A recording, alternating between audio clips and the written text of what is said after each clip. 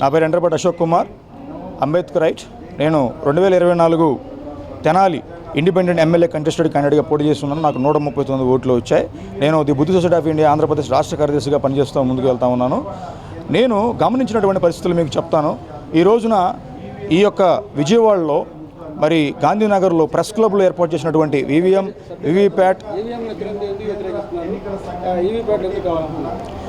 అనేటువంటిది వీవీప్యాట్ అనేటువంటిది ఈ రోజున మీరు గమనిస్తూ ఉంటే దేశవ్యాప్తంగా ఇది సంక్షోభం గురి చేసినటువంటి పరిస్థితి కనబడుతూ ఉంది. ప్రజాస్వామ్యం విఘాతం కల్పించే పరిస్థితి కనబడుతూ ఉంది. రాజ్యాంగ విలువలకి వ్యతిరేకంగా పనిచేస్తున్న పరిస్థితి కనబడుతూ ఉంది. ఈ రోజున కేంద్రంలో బీజేపీ ప్రభుత్వం కానీ ఇక్కడ ఏర్పడినటువంటి కుటుంబ ప్రభుత్వం కానీ మరి అత్యంత భారీ మెజార్టీలతో గెలవడం జరుగుతూ వచ్చింది. మేము ఎలక్షన్ ఓటింగ్ అప్పుడు మీరు కనుక ఏ విధంగా అయితే ప్రచారం చేశామో అదేవిధంగా ఎలక్షన్ కౌంటింగ్ అప్పుడు ఉన్నటువంటి పరిస్థితులు మీరు గమనిస్తూ వస్తే మరి ఈవీఎం వీవీప్యాట్ల యొక్క ఏదైతే ఆ యొక్క ఛార్జింగ్ అనేటువంటిది ఎక్కువగా కనబడతా ఉంది. ఇప్పుడు అది గమనిస్తూ ఉంటే అదేవిధంగా కొన్ని షీట్లు కనుక గమనిస్తూ ఉంటే అవి మొత్తం కూడా మెజార్టీ భారీగా రావడం జరుగుతూ ఉంటుంది. అంటే ఈవీఎం వీవీప్యాట్లలో స్లిప్పుల్లో వచ్చినటువంటి వాటికన్నా భారీ మెజార్టీ అనేటువంటిది ప్రజలకు రావడంతో ఏదైతే పోటీ చేసినటువంటి వ్యక్తుల్లో ప్రజాస్వామ్యాన్ని విఘాతం కలిగించే విషయంగా ఇది కనబడుతూ ఉంది. అదేవిధంగా మీరు గమనిస్తూ పోతూ ఉంటే ఇక్కడ మతం అనేటువంటిది ఓటు అనేటువంటిది రెండు మిళితమైపోయేసి ప్రజాస్వామ్యాన్ని విఘాతం కలిగించే విధంగా దేశం మొత్తాన్ని పరిపాలించినటువంటి దురుద్దేశంతో వీవీప్యాట్ అనేటువంటి తీసుకొచ్చి మరి ట్యాంపరింగ్ హ్యాకింగ్ అనేటువంటి విధానాలని ఇక్కడ అమలు పరుస్తున్నారని ఎన్నో ఆరోపణలు వస్తూ ఉన్నాయి. మరి ఈవీఎం వీవీప్యాట్ మీద ఇంత అనుమానాలు వస్తున్నప్పుడు ఎలక్ట్రానిక్ ఓటింగ్ సిస్టమ్ అనేటువంటిది భిన్నంగా వెళ్తున్నటువంటి క్రమంలో మరి ఈసీఐ మరి ఎలక్షన్ కమిషన్ ఆఫ్ ఇండియా దీని మీద చర్య తీసుకోవాలి. ఎలక్షన్ కమిషన్ ఆఫ్ ఇండియా పారదర్శకత జవాబుదారీతనంతో ప్రజలకు సమాధానం చెప్పాలి.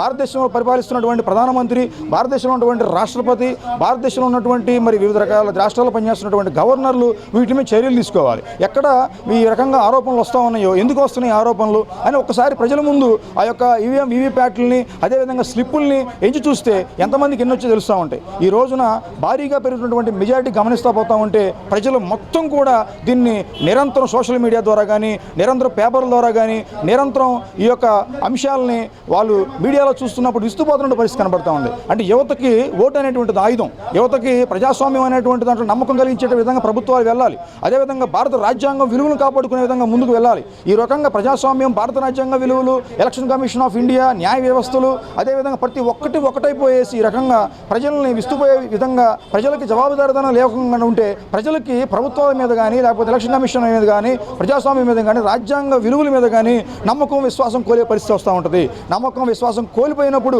ప్రజలు ఈవీఎం వీవీప్యాట్ల మీద వద్దు మాకు ఎలక్షన్స్ అని చెప్పేసి అనేటువంటి పరిస్థితికి వస్తున్నారు. అదేవిధంగా మరి పేపర్ బ్యాలెట్ అనేటువంటిది ముద్దు అనేటువంటి శీర్షిక మీద ప్రజలు ముందుకు వెళ్తూ ఉండాలి. మరి మేము గమనిస్తూ పోతాం అంటే ఈవీఎం వీవీప్యాట్ అనేటువంటిది మీరు ఎలక్షన్ ఓటింగ్ చేసినప్పుడు 7 సెకండ్స్ అనేటువంటి డిస్ప్లే అవుతూ ఉంటుంది. ఆ 7 సెకండ్స్ కానీ 2-3 సెకండ్స్ డిస్ప్లే అవుతూ వచ్చింది. ఈ 2-3 సెకండ్స్ డిస్ప్లే అయినప్పుడు ఆ డిస్ప్లే టైం అనేటువంటిది కూడా మరి ఎందుకు అలా వస్తుంది అనేటువంటి దాని మీద కూడా చాలామందికి ఆరోపణలు, అనుమానాలు వ్యక్తం అవుతూ పరిస్థితి ఉంది. మీ ఎలక్షన్ ఓటింగ్ కౌంటింగ్ అప్పుడు కూడా మేము గమనిస్తూ పోతూ ఉంటే ఆ కౌంటింగ్ రోజు కూడా మరి భారీ మెజార్టీలు 1:3, 1:4, 1:5 రావడం జరుగుతూ వచ్చింది. అంటే ఏదైతే గెలుపోవటముల మధ్య ఉన్నటువంటి ప్రధాన పార్టీలు ఏవైతే ఉన్నాయో ఈ ప్రధాన పార్టీలు రెండు కూడా మీరు మాది గెలుపు అనుకుంటున్నటువంటి పరిస్థితుల్లో ఒకళ్ళేమో పూర్తిగా డౌన్ అయిపోవటం, ఒకరు పూర్తిగా హైకి వెళ్ళిపోవటం. అంటే ప్రజాస్వామ్యంలో ఇండిపెండెంట్గా గెలిపించినటువంటి వ్యక్తులు కానీ లేకపోతే ప్రజాస్వామ్యాన్ని, రాజ్యాంగాన్ని పరిరక్షించుకోవాలి, యువత రాజకీయాలు రావాలి అనేటువంటి పరిస్థితుల్లో పోటీ చేసి సమాజానికి సందేశం ఇద్దాం అనుకున్నటువంటి పరిస్థితుల్లో ఆ ఓటు మీద ఆయుధంగా మలుచుకుని మేము రాజకీయాలకు వచ్చి